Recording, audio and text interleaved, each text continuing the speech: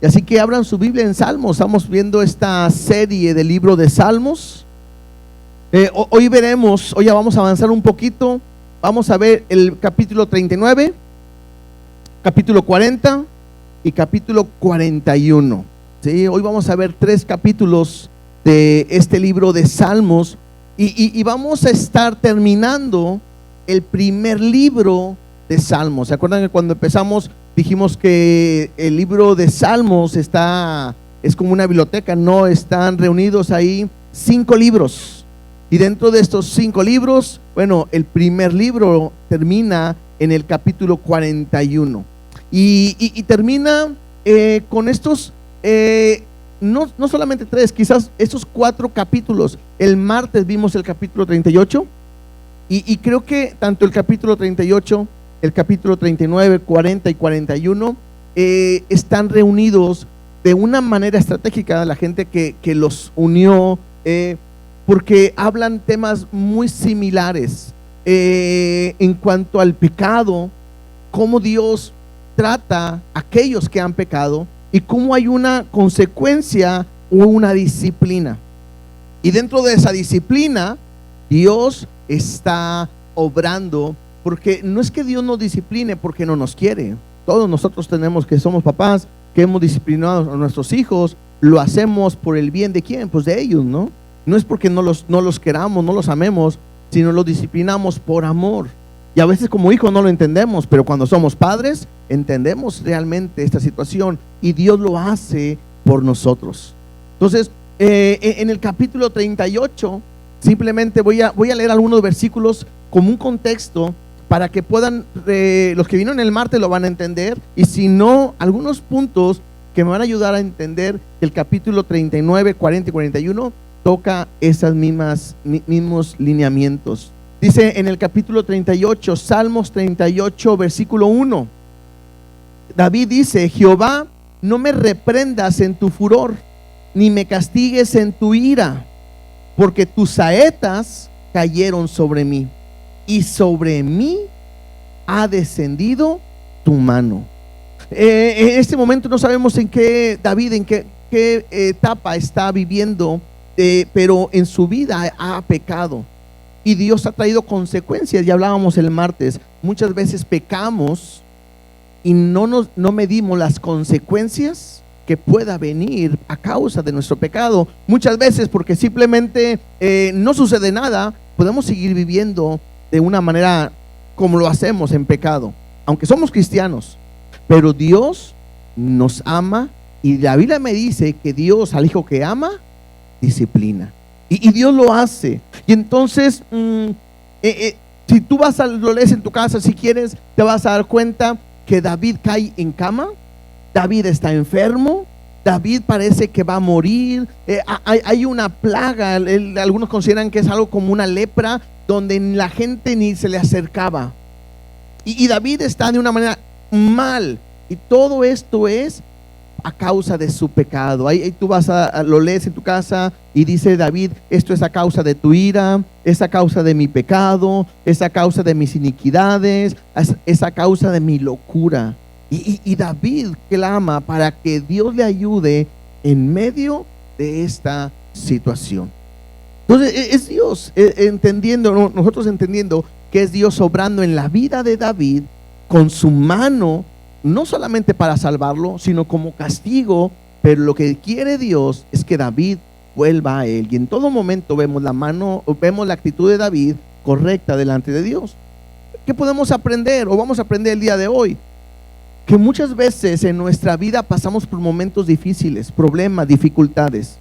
Algunas veces porque son situaciones, accidentes, condiciones que pasamos, pero otras ocasiones puede ser la mano de Dios tratando en nuestras vidas. Y qué importante es que cuando yo entienda que es Dios obrando en mi vida, en una corrección, en una disciplina, yo pueda permanecer firme y fiel a lo que Dios quiere hacer con nosotros. Así que eso es lo que veremos el día de hoy. Me gustaría orar para poner este tiempo en las manos de Dios y que Él nos hable a partir del capítulo, ahora sí, 39. Dios, te doy gracias porque yo sé que tú nos puedes hablar nos hablas a través de tu palabra. Permite que el día de hoy podamos leer, entender y comprender el mensaje que tienes para con nosotros. Háblanos, enséñanos y cumple tu propósito en nuestras vidas en el nombre de Jesús. Amén y amén. Capítulo 39, versículo 1. Vamos a ir leyendo y aprendiendo lo que Dios nos quiere decir. Versículo del 1 al 3 dice así: yo dije, bueno, dice aquí el carácter transitorio de la vida, al músico principal, Jedutún, salmo de David. Entonces dice así: yo dije, atenderé a mis caminos, para no pecar con mi lengua, guardaré mi boca con freno, en tanto que el impío está delante de mí. Enmudecí con silencio, me callé aún respecto de lo bueno, y se agravó mi dolor. Se enardeció mi corazón dentro de mí, en mi meditación se encendió fuego, y así proferí con mi lengua. Estamos quizás viendo a David en estos primeros versículos, meditando en relación a lo que él está viviendo. Y David toma una decisión que de repente es difícil, pero David toma una decisión de no hablar de más. Muchas veces nosotros llegamos a equivocarnos o a regarla cuando abrimos nuestra boca, ¿no? ¿Quién de aquí le ha regado al abrir su boca? Creo que todos, ¿no? Y el que no levantó su mano, creo que está mintiendo, la acaba de regar por no decir nada ahora. Pero todos la hemos regado, todos nos hemos fallado. Y David lo que dice es: yo no quiero pecar, quiero refrenar mi lengua, no quiero hablar y después lamentarme. Incluso dice: guardé mi boca con freno. Y parece que simplemente primero él habla lo correcto, después dice: voy a saber a decir solamente lo que tengo que hablar, guardaré mi boca con freno. Pero después dice: enmudecí con silencio. Y pareciera que David dice: no quise hablar, no quise decir, e incluso aún de las cosas buenas me quedé callado. Recordemos un poquito de lo que yo les decía. David está en una condición en la cual está enfermo, en cual está pasando la mano de Dios sobre su vida, y para este momento la gente que está cerca de él se ha olvidado. Para este tiempo aún la gente que eran sus amigos, familiares, lo han dejado. Y lo vimos el martes. Muchas veces Dios trata con nosotros y no hay nadie que nos pueda ayudar, porque Dios está tratando en nuestra vida. Pero al mismo tiempo sus enemigos se están levantando. En el momento más fácil para acabar con David es ahora que está en cama. Leíamos el martes que él tenía fiebre, tenía enfermedad, estaba debilitado, sus fuerzas se habían acabado, y era el momento más fácil que sus enemigos podían venir contra él y acabar con su vida. Pero David no dice nada. David está callado ante la situación que está enfrentando y está pasando. Y creo que también esto a veces es difícil, ¿no? A veces es difícil no decir nada cuando estamos pasando una situación difícil en nuestra casa. A veces es fácil de culpar a Dios y decir: Dios, por tu culpa, o por qué lo has hecho para mi vida, o culpar a otras personas por lo que está sucediendo en mi vida, cuando muchas veces es un trato que Dios tiene para conmigo. Entonces ahí veíamos que David guardó su boca con freno, vimos que enmudeció con silencio, pero también dice ahí: y en mi meditación se encendió fuego. O sea, no quiere decir que David está meditando y que esa meditación lo hizo estar tranquilo. No, David está meditando en lo que está sucediendo, y mucho más se enojaba de esa gente que se está levantando contra él. Pero David no quiere hacer nada, no quiere actuar, simplemente está guardando ante lo que está sucediendo. Y entonces esta situación lo lleva a pensar, lo lleva a David a orar de esta manera. Versículo 4 y 5 dice así: hazme saber, oh Jehová, mi fin, y cuánta sea la medida de mis días. Sepa yo cuán frágil soy.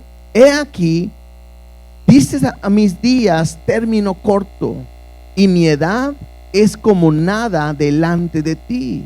Ciertamente es completa vanidad todo hombre que vive. Y ahí viene la palabra Selah, que es un espacio o un tiempo para guardar silencio y para meditar en lo que Dios nos está diciendo. Y creo que podemos meditar en esto. Lo que David empieza a decirle a Dios es: hazme saber cuál es el fin de mi vida. En otras palabras es: Dios, pues muéstrame cuándo voy a morir. ¿Cuánto será la medida de mis días? Y en otra versión dice que sus días no llegan ni a su mano completa, ¿no? Yo me puse a pensar y decir: ¿cuántos de aquí tienen 10 años? No están aquí. ¿Tienen 20 años? 30 años, 40 o menos de 50, y su vida es más corta que su mano. Yo no sé cuántos de nosotros hemos pensado en cuánto tiempo vamos a vivir. ¿Cuánto tiempo nosotros estamos para poder caminar en esta vida en la cual Dios nos ha puesto? Dice ahí David: sepa yo cuán frágil soy. Y creo que muchas veces no pensamos en esto, sobre todo aquellos que son jóvenes, ¿no? Bueno, todos somos jóvenes, ¿o no? ¿Verdad que sí? No sé si a ustedes pasaba, ¿no? Cuando uno estaba más joven, que tenía 20 años, 15 años, te hablaban de alguien que tenía 30, 35, 40 y decías: no, ya está grande. ¿No se acuerda, no? Oye, está joven, no, ya está grande, tiene como 40 y todo. En aquel tiempo. Hoy llegamos a una edad donde ves a alguien de 30 y dices tú: está chavo, ¿no? No, es un niño, ¿no? Se quiere casar, ¿cuántos años tiene? 25, no, hombre, también chiquitos. Y los llegan a 35, 40. Los que apenas vamos a llegar a 50 años, dijimos: oye, qué jóvenes se ven los de 50. O sea, uno empieza a ver que la edad realmente cambia al momento que la estamos viviendo, ¿no? Pero también tengo que entender que la vida es frágil. En un día podemos estar bien y en otro día podemos estar mal. Voy a contar porque es lo que me acaba de pasar, ¿no? Pero con los problemas del dolor de los riñones, ¿no? En un instante estaba bien, feliz, ¿a dónde vamos? A donde quieran, y al siguiente minuto viene un dolor y estás tirado. ¿Y a dónde vamos? Al doctor, y no puedes salir de un lado, ¿no? La vida es frágil y muchas veces nuestra vida la vivimos no pensando en ello. Los jóvenes que están solteros se quieren comer el mundo y piensan que les queda una eternidad. Los que vamos ya avanzando, que ya cruzamos el primer tiempo, ya vamos en el segundo tiempo, ya cada día, es más, nosotros deberíamos de saludarnos y no decir buenos días. Deberíamos de vernos y decirnos menos días, porque es un día menos que nosotros vamos a vivir o que tenemos. Pero la pregunta es: ¿cómo vamos a vivir nuestra vida? Lo que hace David es decirle a Dios: sepa yo cuán frágil soy. Dices a mis días término corto. Y es que yo no sé quién sea la persona que tenga aquí más años, ¿no? Pero es una bendición. ¿Cuánto les gustaría llegar a los 100 años? Yo sé que no a todos, ¿verdad? A mí sí. Bueno, yo siempre he dicho que quiero terminar el partido de 90 minutos, ¿verdad? Bueno, 90 años, más los que añade el árbitro. Y ahorita están avanzando como 7, 8, 10. Entonces, a mí me gustaría llegar a los 100. Pero si te das cuenta, nuestra vida es muy corta para lo que Dios ha hecho. Dice ahí en el versículo 5: y mi edad es como nada delante de ti. Ciertamente es completa vanidad. Y aquí la palabra vanidad no quiere decir como algo hueco y vacío, sino aquí la palabra vanidad tiene mucho sentido como lo maneja el libro de Eclesiastés. La mejor manera de entender qué es vanidad, ahora que hace de repente frío, ¿alguno de ustedes ha salido y de repente le hace y se ve un vapor? ¿Sí? ¿Lo han visto? ¿Cuánto dura? Eso es vanidad. Es como algo que se ve y se desaparece o se desvanece en un instante. Nuestra vida delante de Dios es como eso. A lo mejor alguien puede decir 100 años, pero 100 años delante de Dios, ¿qué es? Nada. Entonces yo tengo que entender que mi vida es corta. Y dice ahí, todo hombre que vive es vanidad. ¿Por qué? Porque todos estamos en un instante y después ya no estamos y las cosas siguen igual.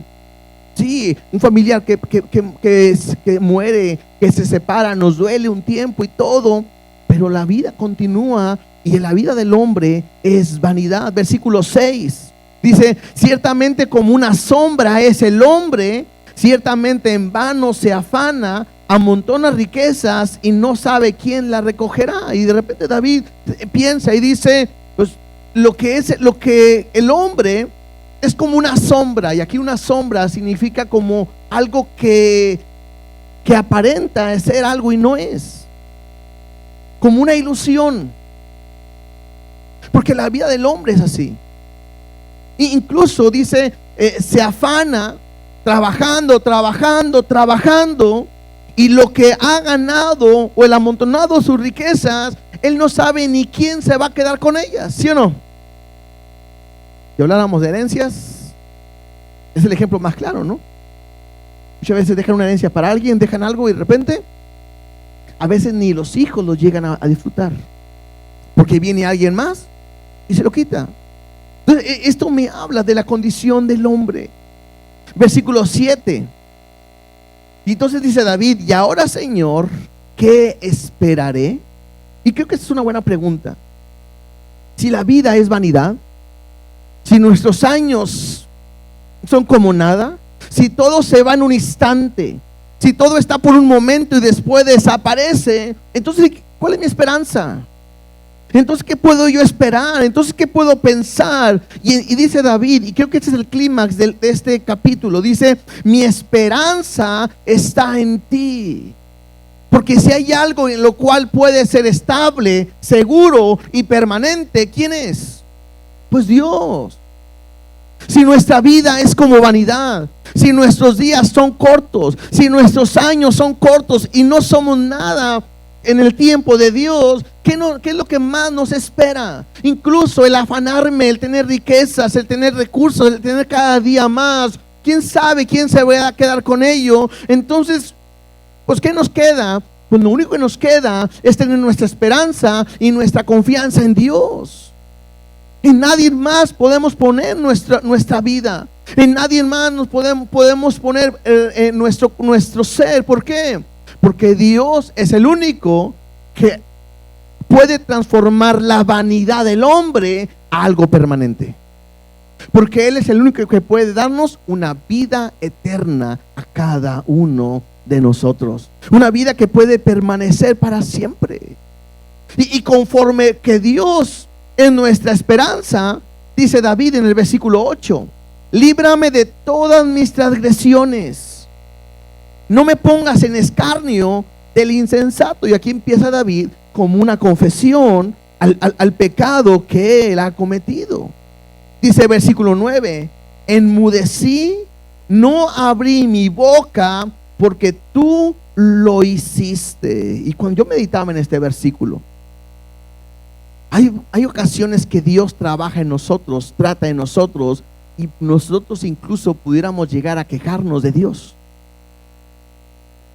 Pero cuando alguien sabe que Dios está tratando en su vida, no deberíamos nosotros ni quejarnos, ni reclamarle, incluso ni contarle a alguien de lo que estoy pasando como una queja, sino tengo que entender, como decía David: yo enmudecí, no abrí mi boca, porque tú has hecho todo esto. Claro, David sabe que está en un trato de Dios lo que está pasando. Por eso dice David: quita de sobre mí tu plaga, estoy consumido bajo los golpes de tu mano. Lo comenté en el capítulo 38 y aquí se reafirma. David sabe que él está en una disciplina de parte de Dios a causa de su pecado. Y quiero volver a retomarlo. Muchas veces nosotros vivíamos en pecado, separados de Dios. Ahora Dios nos ha limpiado, nos ha perdonado, nos ha hecho sus hijos y ahora estamos con Él. Pero el estar con Él y ser sus hijos no nos da el derecho de pecar deliberadamente. Y muchos de nosotros pudiéramos estar pecando pensando que Dios no va a hacer nada. Pero David, y este mensaje me enseña algo, que si tú estás en pecado, viviendo en pecado, ten la seguridad de que a Dios no lo podemos engañar. Y claro, no está esperando en qué momento fallas para darte con un látigo. Pero llega un momento donde Dios tiene que corregirte porque te ama. Y David le está diciendo: quita de sobre mí tu plaga, o sea, la enfermedad. Estoy consumido bajo los golpes de tu mano. Versículo 11. Dice: con castigos por el pecado corriges al hombre. Entonces hemos aquí enseñado que Dios enseña de dos maneras. Dios enseña por instrucción y Dios enseña por corrección. ¿Qué quiere decir? Que en la primera Dios te dice: pórtate bien, no hagas esto, esto es pecado, no debes de hacer esto. Y Dios nos enseña de esa manera. Pero si no haces caso, y entonces Dios tiene que usar su vara. La Biblia me enseña que Dios al hijo que ama lo va a disciplinar. Entonces dice el versículo 11: con castigos por el pecado corriges al hombre y haces como polilla lo más estimado de él. Ciertamente vanidad es todo hombre. Y una vez más hay este espacio para meditar, para entender que Dios puede corregirnos, claro, porque nos ama. Pero también entender que Dios en un instante puede deshacer lo que nosotros podamos tener. En otras palabras, tú tienes tu esperanza y tu confianza, a lo mejor hasta tu idolatría en el trabajo. Dios puede tratar contigo, te puede corregir y en un instante te puede quitar tu trabajo, ¿sí o no? ¿Es bueno o es malo eso? Es bueno. El ejemplo más claro es si nuestro hijo tiene un celular y está haciendo mal uso del celular. ¿Qué debe de hacer el papá? ¿Quitarle él el celular? ¿Eso quiere decir que el papá es malo? Lo está haciendo por el bien de ¿quién? De su hijo. Cuando Dios nos disciplina, lo hace porque quiere evitar que nosotros caigamos en cosas peores. Y Dios va a quitarte aquello que te estorba. Y Dios puede deshacer todo eso. Y entonces David termina diciendo: oye mi oración, oh Jehová, y escucha mi clamor. ¿Sí? David sabe cómo está sufriendo, lo que está pasando. Sabe que lo que está sucediendo es causa de su pecado. Pero no se está quejando contra Dios. Al contrario, está poniendo su confianza en Él. Al contrario, está elevando una oración. Por eso le dice: oye mi oración, oh Jehová, y escucha mi clamor. No calles ante mis lágrimas. Y luego mira cómo se pone David. Dice: porque forastero soy para ti y advenedizo como todos mis padres. En ese tiempo, creo que hoy también, muchas veces un extranjero siempre está desprotegido. Y David se pone de esa manera. David sabe que está en un lugar donde no tiene él la capacidad de decidir. Y le dice David a Dios: soy como un extranjero. Soy como alguien que no es de aquí y que no tiene ni recursos ni nada. Y entonces, ¿en quién puede esperar? Pues en Dios. Porque si hay alguien que puede cambiar nuestra vida, si hay alguien que puede cambiar nuestra condición, hay alguien que puede levantarnos la corrección, es Dios. Hemos visto, creo que la mayoría de nosotros hemos visto la mano de Dios en nuestras vidas, pero para bien. Donde nos ha rescatado, nos ha salvado, nos ha provisto, nos ha cuidado, nos ha sanado, nos ha libertado. La mano de Dios ha estado con nosotros siempre con poder y hemos visto su gloria en todo momento. Pero puede llegar una situación donde nosotros necesitamos esa corrección, donde Dios quiera tratar en nuestra vida, y entonces la mano está sobre nosotros, y es ahí cuando nosotros tenemos que clamar y pedir que Él sea nuestra ayuda, nuestro socorro, incluso que nos rescate. Dice en el versículo 13: déjame y tomaré fuerzas antes que vaya y perezca. Entonces pareciera que David dice: si tú me libras, voy a volver a tener fuerzas, voy a poder seguir adelante antes que se acaben mis días y ya no pueda hacer nada. Entonces, es David poniendo su confianza en Dios, sabiendo que los días son cortos. Y creo que podríamos meditar en esto al terminar este capítulo. Nosotros tenemos que entender que yo debo de buscar a Dios sabiendo que somos frágiles y nuestros días son cortos. ¿Quién podría apostar a que mañana va a estar vivo? Creo que nadie, ¿no? Entonces, ¿qué tengo que hacer? Yo tengo que vivir el día de hoy como si fuera el último. Tengo que vivir el día de hoy sabiendo que no somos nada delante de Dios, y entonces solamente en Él está nuestra esperanza. ¿Qué tendríamos que hacer hoy? Pues a lo mejor perdonar a aquel que nos ha ofendido, a lo mejor buscar a Dios, predicar a la gente que lo necesita. ¿Qué tengo que hacer? Clamar a Dios para que transforme mi corazón. Hoy hay tiempo, mañana no sabemos. Y si mañana despiertas, tendrás que entender que mañana puede ser tu último día, y aprender a vivir de esa manera, no, porque no sabes cuántos días vas a vivir. Capítulo 40. Bueno, y para eso es importante que confesar nuestro pecado. Si confesamos nuestros pecados, Él es fiel y justo para perdonarnos y limpiarnos de toda maldad. En el capítulo 40 dice: alabanza por la liberación divina. Al músico principal, Salmo de David. Y ahora David empieza como una oración cuando Dios lo ha sacado de la condición que está. Empieza aquí con un agradecimiento y con lo que Dios ha hecho cuando Dios lo saca. Mira cómo nos dice estos primeros versículos: pacientemente esperé a Jehová, y se inclinó a mí y oyó mi clamor, y me hizo sacar del pozo de la desesperación, del lodo cenagoso. Puso mis pies sobre peña y enderezó mis pasos.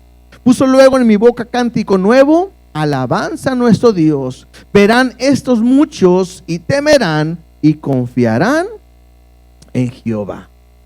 ¿Qué es lo que vemos a David? Terminamos viendo que él estaba orando para que Dios lo librara, para que Dios lo rescatara y lo sacara de su condición. Y entonces empieza el capítulo 40, dice: pacientemente esperé en Jehová. Y esto es muy difícil, porque la mayoría de nosotros, cuando estamos pasando por una condición, venimos a Dios a pedirle ayuda, pero todos queremos que Dios lo haga en un instante. El esperar en Dios es difícil, pero esto me habla de alguien que puede confiar en Él, sabiendo que Dios tiene todo cuidado y el control de nuestra vida. Si estás pasando por un momento difícil, una situación difícil, estás desesperado, tengo que decirte que Dios nos enseña y nos invita a poder esperar pacientemente en Él, sabiendo que Dios tiene cuidado de nosotros, sabiendo que Dios, dice ahí, se inclinó a nosotros, a mí, y escucha nuestro clamor. Dios escucha nuestra oración. Tienes que entender que Dios tiene cuidado. No solamente eso, sino que dice David: Dios me hizo sacar del pozo. Y es como si estuviera en una cisterna donde había agua, donde él cae y donde está húmedo y hay lodo y a lo mejor algo pantanoso donde él no puede salir, donde en sus fuerzas es imposible poder salir, pero él sabe que esperó en Dios, Dios lo escuchó y entonces Dios lo hizo sacar o salir de ese pozo. No solamente lo hace salir, sino dice ahí que pone sus pies sobre peña y endereza sus pasos. Y Dios cambia todo por completo, que incluso hay un cántico nuevo por lo que Dios ha hecho en su vida. Yo lo pongo en la perspectiva que hemos estado viendo. Ese pozo es ese castigo, ese trato que Dios ha hecho en su vida. Tú lo puedes ver con David o lo puedes ver con todo el pueblo de Israel. Cada vez que el pueblo hacía algo malo, Dios lo llevaba a una corrección. Y entonces dice David, yo esperé, Dios escuchó mi clamor, se inclinó a mí, me sacó del pozo, me enderezó mis pasos, me puso sobre una roca firme, incluso puso un cántico en mi boca de agradecimiento por lo que Dios ha hecho. Bueno, eso lo que debe de provocar en los otros es que lo van a ver lo que Dios hizo, y entonces, ¿qué debe de suceder en sus vidas? Debe haber temor. Y creo que ese es un punto importante para nosotros. El ver cómo Dios trató con David me debe a mí hacer reaccionar, que así como Dios trató con David, recordemos quién es David. Es un hombre conforme al corazón de Dios. Es un Dios que es un rey, es un hombre que Dios puso como rey. Una descendencia, Dios cumplió su promesa en él. Pero Dios lo tuvo que corregir a causa de su pecado. Si a él Dios lo corrigió con disciplina, ¿qué nos puede esperar a nosotros? Entonces, tiene que provocar temor. Y ese temor es a no hacer lo malo, sabiendo que Dios puede corregir nuestras vidas. Entonces, lo van a ver, van a temer, pero otros van a aprender ¿a qué? Pues a confiar en Dios. ¿Quién los puede ayudar? Más que Dios. Versículo 4. Dice David, es bienaventurado, es dichoso, es sumamente feliz el hombre que puso en Jehová su confianza. El hombre que aprende a poner su confianza en Dios es feliz o es doblemente dichoso. Y no como otros, dice, y no mira a los soberbios ni a los que se desvían tras la mentira. Esta palabra mentira también puede ser una ilusión o puede ser también una idolatría, porque ven a alguien como que puede ayudarle, pero no va a hacer nada porque es una mentira. Entonces esto sucede. El hombre puede poner su confianza en Dios o en cualquier otra cosa, pero el hombre que pone su confianza en Dios va a ser dichoso. ¿Sí? ¿Qué puede sucedernos? Tenemos una enfermedad y de repente hemos dicho, ve con aquel doctor, es muy bueno, le tengo mucha fe. Y a veces le tenemos más confianza o fe a un doctor que a Dios. Tenemos un problema económico, una necesidad, y es más fácil poner nuestra confianza en alguien que nos presta, nos da, o en el banco, que poner nuestra confianza y nuestra seguridad ¿en quién? En Dios. Porque es más fácil y es dichoso el hombre que confía en Dios, porque Él va a respondernos en el momento adecuado. Y entonces comienza David a dar una celebración o una alabanza a Dios públicamente. Mira lo que dice versículo 5. Has aumentado, oh Jehová, Dios mío, tus maravillas y tus pensamientos para con nosotros. No es posible contarlos ante ti. Si yo anunciare y hablare de ellos, no pueden ser enumerados. Sacrificio y ofrenda no te agradan. Has abierto mis oídos. Holocausto y expiación no has demandado. Entonces dije, he aquí, vengo, en el rollo del libro está escrito de mí, el hacer tu voluntad, Dios mío, me ha agradado. Y en tu ley está, y tu ley está en medio de mi corazón. He anunciado justicia en gran congregación. He aquí, no refrené mis labios. Jehová, tú lo sabes. No encubrí tu justicia dentro de mi corazón. He publicado tu fidelidad y tu salvación. No oculté tu misericordia y tu verdad en gran asamblea. De repente lo que hace David es estar expresando lo que Dios ha hecho en su vida. Y David dice, a pesar de que ha sido tratado por Dios, a pesar de que está en una condición con Dios, en situaciones diversas, persecución, enfrentamiento, enfermedad, lo que sea, Dios ha sido bueno y Él ha aumentado sus maravillas. Y David se da cuenta que ha sido Dios más bueno que lo que ha pasado a su vida. Tanto así que dice, si yo hablare y yo las contare todas sus maravillas, no terminaría. Interesante que David dice, sacrificio y ofrenda no te agradan, holocausto y expiación no has demandado. Y este versículo nos puede hacer una pregunta, es, ¿por qué dice esto si Dios nos enseñó que la manera en que el hombre puede acercarse a Él es a través de sacrificios? Y Dios le pidió al hombre que hiciera sacrificios para acercarse a Él. Entonces de repente David dice, sacrificios no te agradan, sacrificio y ofrenda no te agradan. Y creo que podemos entender algo, que los sacrificios y las ofrendas es algo que Dios ha establecido, pero hay algo más grande que sacrificios y ofrendas, que es la obediencia. ¿Se acuerdan que cuando Dios puso a Saúl como rey y le pidió que hiciera algo y él no lo hizo? No obedeció, pero levantó sacrificios, levantó ofrendas. Y de repente le dice Samuel, ¿qué has hecho? Porque no has obedecido lo que Dios te dijo. No obedecí, pero mira, son sacrificios para él. Y Samuel le dice que Dios se complace más en la obediencia que en sacrificios.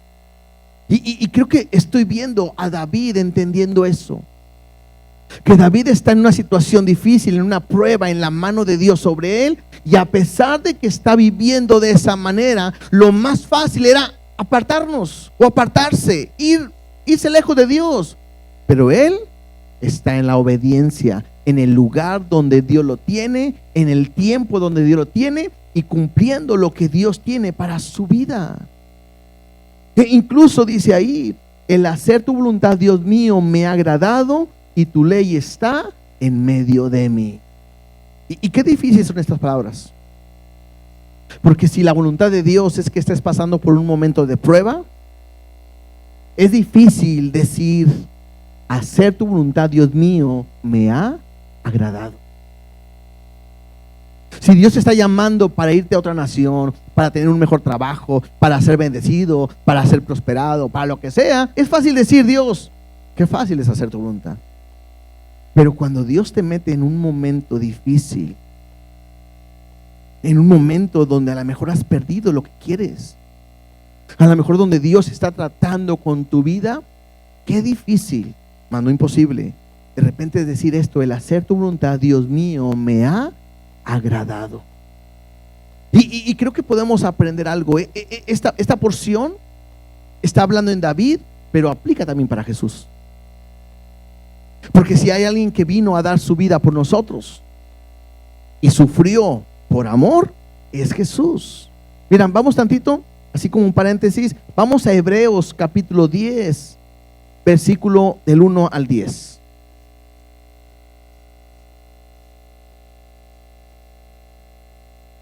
Hebreos 10 del 1 al 10 dice así: pensando en los sacrificios, llegó un momento, Dios había dicho que el hombre tenía que hacer sacrificios, derramar sangre para el perdón de pecados. Estamos todos conscientes de eso, ¿verdad? Pero llegó un momento donde el pueblo empezó a hacer sacrificios sin ningún arrepentimiento. Y entonces mataban animales, pero no había un arrepentimiento, no había un cambio. Y entonces llegó un momento donde Dios dijo, ya no más sacrificios, porque era algo que el hombre hacía hacia afuera y no interiormente. Y Dios va a establecer algo nuevo a partir de ahí. Dice el versículo 1 del capítulo 10 de Hebreos: porque la ley, teniendo la sombra de los bienes venideros, no la imagen misma de las cosas, nunca puede, por los mismos sacrificios que se ofrecen continuamente cada año, hacer perfectos a los que se acercan. Llega un momento donde dicen, esos sacrificios que se hacen cada año no pueden hacer perfectos a los que se acercan. De otra manera, si hubieran sido perfectos, cesarían de ofrecerse. Pues los que tributan este culto, limpios una vez, no tendrían ya más conciencia del pecado. Pero como esto no sucede, dice, pero en estos sacrificios cada año se hace memoria de los pecados. O sea, cada sacrificio que se hacía, te hacía recordar qué pecador o cuánto pecado habías cometido. Dice, porque la sangre de los toros y de los machos cabríos no puede quitar los pecados. Por lo cual, entrando en el mundo, dice, y aquí es Jesús hablando, lo que dice el Salmo: sacrificio y ofrenda no quisiste, mas me preparaste cuerpo. Holocausto y expiaciones por el pecado no te agradaron. Y entonces dije, he aquí que vengo, oh Dios, para hacer tu voluntad. Como en el rollo del libro está escrito de mí, diciendo primero, sacrificio y ofrenda y holocausto y expiaciones por el pecado no quisiste, ni te agradaron, las cuales cosas se ofrecen según la ley. Y diciendo luego, he aquí que vengo, oh Dios, para hacer tu voluntad. Quita lo primero para establecer esto último, y en esta voluntad somos santificados mediante la ofrenda del cuerpo de Jesucristo, hecho una vez y para siempre.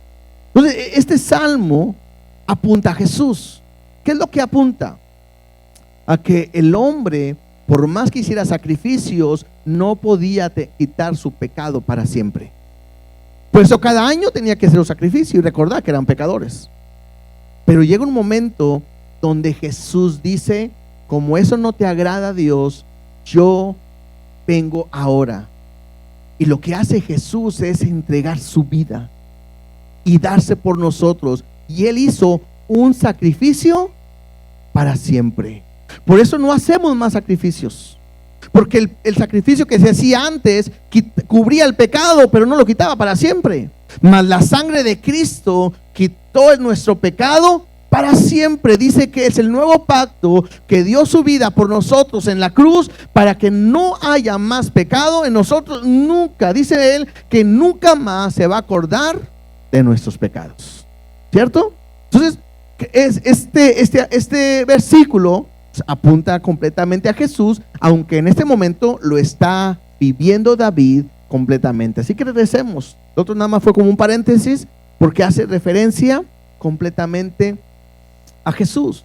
Entonces, en el versículo 10, desde el 9 dice, he anunciado justicia en gran congregación, no refrené mis labios, Jehová, tú lo sabes, no encubrí tu justicia dentro de mi corazón, he publicado tu fidelidad y tu salvación, no oculté tu misericordia y tu verdad en gran asamblea. Como que de repente llega David, junta a todos y les dice, Dios ha sido bueno, sus maravillas son grandes, Él me ha guardado, me ha cuidado, me ha bendecido, y quiere que todos se den cuenta lo grande que es Dios, porque todos saben por lo que pasó David. Versículo 11. Aquí David confiesa o sabe las consecuencias de su pecado. Dice, Jehová, no retengas de mí tu misericordia y tu verdad me guarden siempre.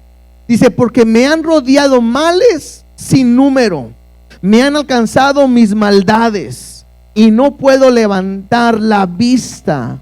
Se han aumentado más que los cabellos de mi cabeza y mi corazón me falla. Entonces David sabe que está mal. David sabe que sus males o por sus pecados lo han llevado a tener un sinnúmero de consecuencias. Dice ahí, me han alcanzado mis males, tanto que parece que está perdiendo la vista. Incluso se han aumentado más que los cabellos de mi cabeza y mi corazón me falla. ¿Quién sabe si David estaba pelón, ¿verdad? O estaba greñudo? Pero eran más males que pelos de su cabeza. Versículo 13. Quieras, oh Jehová, librarme. Jehová, apresúrate a socorrerme. Sean avergonzados y confundidos a una los que buscan mi vida para destruirla. ¿Se acuerdan que les dije? Que había enemigos que estaban dispuestos a matarlo ahora que estaba débil, que estaba enfermo, que estaba en cama. Era la manera más fácil de acabar con él. Dice, vuelvan atrás y avergüéncense los que mi mal desean. Sean asolados en pago de su afrenta los que me dicen, ea, ea. Y gócese y alégrense en ti todos los que te buscan, y digan siempre los que aman tu salvación, Jehová sea enaltecido. Y es ese contraste, ¿no? Aquellos que quieren mi mal, dice David, pues, tú trata con ellos. Pero los que te aman, los que han visto tu favor, tienen que gozarse y tienen que alegrarse los que aman tu salvación, y digan, Jehová sea enaltecido. Y creo que nosotros tenemos que aprender a hacer eso.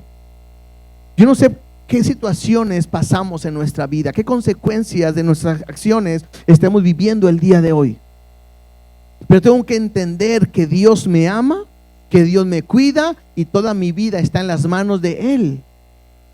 Y Dios se va a engrandecer y a gloriar en medio de lo que yo estoy viviendo. Eso es lo que tengo que aprender.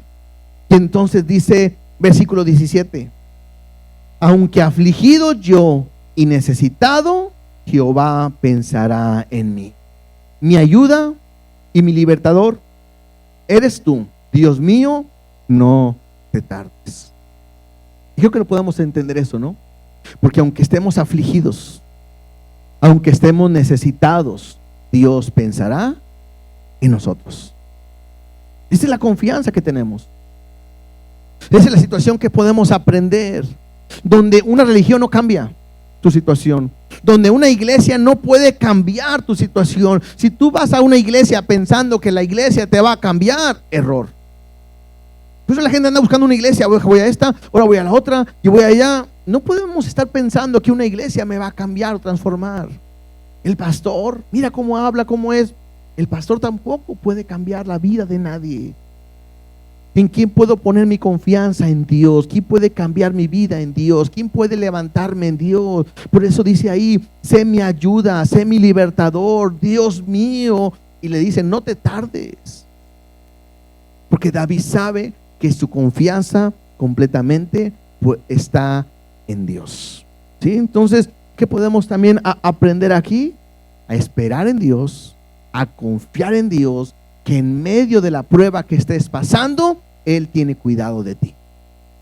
No te va a dejar. No te va a soltar. Y sí podemos hacer lo que hace David, clamar para pedir que Dios nos ayude. Capítulo 41, para terminar. Dice David, versículo 1: bienaventurado el que piensa en el pobre, en el día malo lo librará Jehová. Jehová lo guardará y le dará vida. Será bienaventurado en la tierra y no lo entregarás a la voluntad de sus enemigos. Jehová lo sustentará sobre el lecho del dolor, mullirá toda su cama en su enfermedad. Aquí hace David referencia quizás a la persona pobre, pero el que le ayuda va a ser bienaventurado. Aquí una persona pobre no solamente habla de alguien que a lo mejor no tiene los recursos, sino está hablando de alguien que tiene una necesidad. Y quizás David está diciendo que es bendecido, es dichoso el hombre, porque Dios lo va a librar por lo que hace, Dios lo va a guardar, Dios le va a dar vida, Dios, es más, dice, va a ser bienaventurado, y Dios dice ahí, lo va a sustentar sobre el lecho del dolor. Y creo que puede hacer referencia a David, que él ha visto la mano de Dios, porque él ha sido bueno con aquel que está necesitado. La historia más clara en cuanto a esto es Mefiboset. No sé si se acuerdan de la historia de Mefiboset, y si no, anótenlo y van y lo buscan, que era un descendiente de Saúl, que David había hecho promesa a Jonatán que iba a guardar a su familia, y el único que queda era Mefiboset, un hombre que no podía caminar, no podía hacer nada, y cómo David fue bueno con él, y cómo Dios lo bendice porque fue bueno con el pobre. Pero también yo meditando creo que hace referencia a David con aquellos que quizás están viendo a David. Recuerden que para este tiempo, estoy mencionando un tiempo donde David estuvo enfermo, estuvo en cama, estuvo mal, consecuencia de su pecado, y pareciera que todos se olvidaron de él, porque lo vimos en el capítulo 38.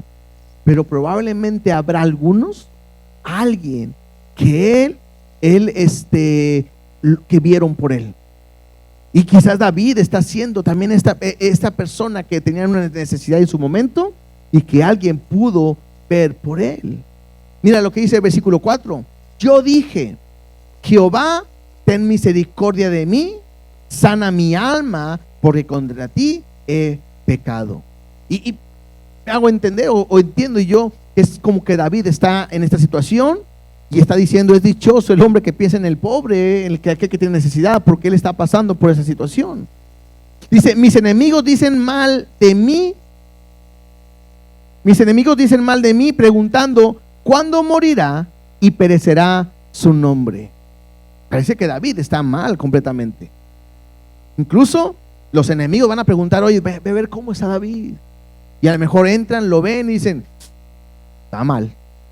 Se me hace que de esta no se levanta. Y a lo mejor empiezan a decir: ¿y qué onda? ¿Cuándo va a morir? ¿Cuándo va a perecer su nombre? Dice el versículo 6: y si vienen a verme, hablan mentira. Su corazón recoge para sí iniquidad y al salir fuera la divulgan. O sea, muy probablemente llegan y dicen: ay, ¿cómo estás, rey? Ojalá te mejores. Todos estamos orando por ti para que te vaya bien. Mentira, porque todos querían acabar con él. Algunos consideran que este tiempo, en este capítulo, habla cuando el hijo de David, Absalón, se levanta contra él para tomar el lugar, y David tiene que huir porque no va a pelear contra su hijo. Dice el versículo 7: reunidos murmuran contra mí todos los que me aborrecen, contra mí piensan mal, diciendo de mí: cosa pestilencia se ha apoderado de él, y el que cayó en cama no volverá a levantarse. ¿Sí? David está en cama. Otras versiones, esta de palabra pestilencial, algunos lo traducen como demonio. O sea, algunos pensaban que estaba endemoniado, que estaba enfermo, que estaba en cama y que no iba a volver a levantarse. Dice: aún el hombre de mi paz, en quien yo confiaba, y el que de mi pan comía, alzó contra mí el calcañar. Por eso algunos piensan que está hablando de Absalón, de su hijo, incluso del sacerdote, porque el sacerdote era el hombre de confianza de David y después le dio la espalda para estar con Absalón. Y nada más como paréntesis, bueno, esto también apunta a Jesús, ¿no es cierto? Porque ¿quién fue el que traicionó a Jesús? Alguien que estaba con él, alguien que comía con él, alguien que vivía con él, fue quien lo traicionó, y alguien que era de su confianza alzó contra él el calcañar. Y entonces dice David: mas tú, Jehová, ten misericordia de mí y hazme levantar y les daré el pago. O sea, esto no es como que se va a vengar, ¿no? Sino que ellos desean la muerte de David, que le preguntan: ¿cuándo se va a levantar? Y entonces es que tú, Dios, levántame. Pues, en otras palabras, es: todo se ve tan mal que la gente piensa que no me voy a levantar, pero si tú me levantas, Dios, y me socorres y me ayudas, ellos verán que no van a recibir lo que ellos esperan, sino que el pago será completamente diferente. Dice: y en esto conoceré que te he agradado, que mi enemigo no se huelgue de mí. En cuanto a mí, en mi integridad me has sustentado y me has hecho estar delante de ti para siempre. Bendito sea Jehová, el Dios de Israel, por los siglos de los siglos. Amén y amén. ¿Qué es lo que vemos al final? Versículo 12. Que David dice: yo he estado en cama, yo he estado enfermo. Es bendecido el hombre que piensa en el pobre. Los enemigos se han levantado contra mí, quieren acabar, hablan mentira, tratan de desviarme más. Los que estaban cerca de mí me han dejado y todo. Pero qué interesante que David dice: pero en cuanto a mí, en mi integridad me has sustentado. Y eso es interesante, porque David permaneció íntegro en medio de una situación difícil. Y eso es para nosotros. Porque muchas veces cuando pasamos por un momento difícil, lo más fácil es tirar la toalla. Cuando estamos pasando por una situación donde estamos batallando y tenemos tiempo, a veces es más fácil no ir a la iglesia, no buscar a Dios. Lo más fácil es buscar mis propias herramientas, ver cómo yo soluciono esto, cómo yo hago la voluntad mía a mi pensar, a lo que yo considero, a mi experiencia, o ver lo que otros han hecho para poder hacer lo mismo. Y muchas veces en hacer eso, en actuar así, rompemos nuestra integridad delante de Dios. Y fallamos y pecamos. Y lo que hacemos es dejar en mal a Dios. ¿Cuántas veces no hemos escuchado a alguien que dice, fíjate lo que hizo, y eso que va a una iglesia cristiana, y eso que es cristiano, y eso que comparte, y eso que... Porque muchas veces lo más difícil de soportar es permanecer en integridad delante de Dios en medio de las pruebas. En estos capítulos que hemos visto, vemos a David confiando en Dios, vemos a David esperando en Dios, pacientemente dice, vemos a David poniendo su confianza en Él porque no hay nadie más que nos pueda ayudar. Es David hablando de que aunque se levantan contra él, interesante, hablan de él, murmuran de él, quieren matarlo, quieren quitarlo. ¿Y David en qué momento se defiende? Nunca, no abrió su boca, enmudeció, refrenó su lengua y dijo, es que no me quiero equivocar, no quiero hablar algo que tenga después que lamentarme. Y en todo momento, en toda situación, su confianza, su seguridad, su integridad, su dependencia en Dios. Todo esto, todo lo que acabamos de hablar, apunta literalmente en Jesucristo. Sin razón alguna fue capturado, fue enjuiciado. Hablaron mentiras, lo maldijeron, querían su muerte, querían acabar con él. Le pregunta a Pilato, le preguntan, ¿qué has hecho? ¿Sabes quién soy? Todo. ¿Y qué hace Jesús? No abrió su boca. Guardó su integridad en todo momento. Tanto así que su oración es, Padre, perdónalos porque no saben lo que hacen. Entonces, no es algo que David nos está pidiendo y que a ver quién es capaz de hacerlo. Jesús nos lo enseña, es Él mismo.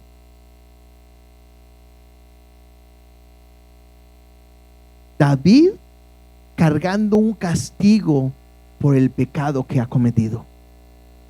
Jesús cargando el castigo de toda la humanidad, un castigo o un pecado que Él nunca cometió.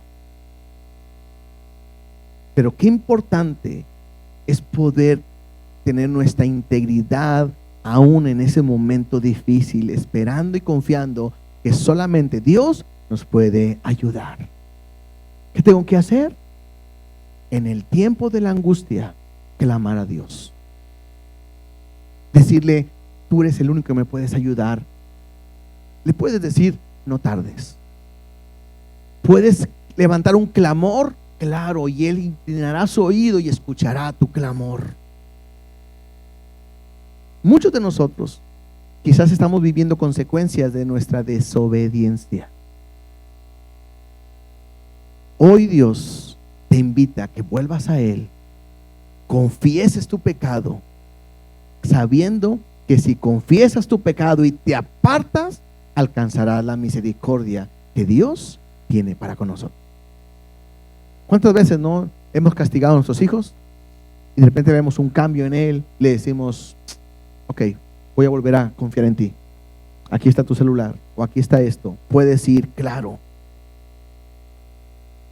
Nosotros lo hacemos siendo malos. Imagínate Dios, cuando ve que nosotros estamos arrepentidos de lo que hemos hecho y cambiamos, Él levanta el castigo. Él viene a socorrernos. Él viene a ayudarnos, Él viene a tener cuidado de nosotros, pero tenemos que poner nuestra confianza completamente en Él.